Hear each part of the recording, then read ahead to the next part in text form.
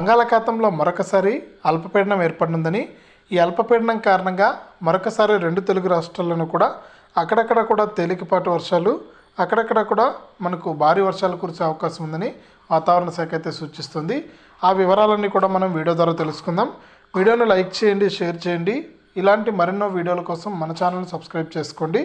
ఇక వివరాల్లోకి వెళ్తే, మన ఆంధ్రప్రదేశ్ మరియు తెలంగాణలో మిచాంగ్ తుఫాన్ వచ్చినప్పటి నుంచి కూడా వర్షాలు అయితే కురుస్తూనే ఉన్నాయి. ఇక రోజు లేకుండా అక్కడక్కడ కూడా తేలికపాటి నుంచి మోస్తరు వర్షాలు కురుస్తూనే ఉన్నాయన్నమాట. ఈ నేపథ్యంలో ఎవరైతే ఆంధ్రప్రదేశ్ రాష్ట్ర వ్యాప్తంగా మనకు మరొకసారి వర్షాలు పడే అవకాశం ఉందని వాతావరణ శాఖ అయితే సూచించింది. ఇక బంగాళాఖాతంలో మరొక అల్పపీడనం ఏర్పడి, ఈ అల్పపీడనం కాస్త వాయుగుండంగా మారి మనకు 2 రోజుల పాటు కూడా వర్షాలు కురిసే అవకాశం ఉందని వాతావరణ శాఖ అయితే సూచిస్తుంది. అలాగే రాష్ట్ర వ్యాప్తంగా కూడా ఏవైతే ఏజెన్సీ ప్రాంతాలు, అలాగే ఆ ప్రాంతాలు ఉన్నాయో అక్కడంతా కూడా పొగమంచు మరియు చలి తీవ్రత ఎక్కువగా ఉంటుందని కూడా వాతావరణ శాఖ అయితే సూచిస్తుంది.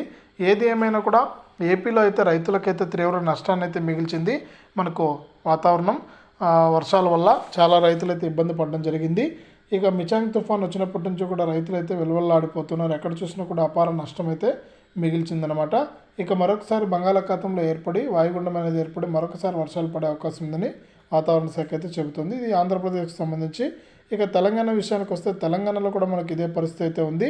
ఇప్పటికే తెలంగాణలో కూడా మనకు అక్కడక్కడ కూడా తేలికపాటి వర్షాలు అయితే కురిశాయన్నమాట. ఇక మరొక 2 రోజుల్లో ఈశాన్య ఋతుపవనాలను తరలి వెళ్ళడంతో మనకు వర్షాలు కురిసే అవకాశం ఉందని వాతావరణ శాఖ అయితే సూచిస్తుంది. కాబట్టి 2 తెలుగు రాష్ట్రాల ప్రజలు కూడా అప్రమత్తంగా ఉండాలని వాతావరణ శాఖ అయితే కీలక ప్రకటన అయితే చేసింది. ఇది ప్రస్తుతానికి ఉన్నటువంటి వాతావరణ సమాచారం. వీడియోను లైక్ చేయండి, షేర్ చేయండి. ఇలాంటి మరెన్నో వీడియోల కోసం మన ఛానల్ని సబ్స్క్రైబ్ చేయండి.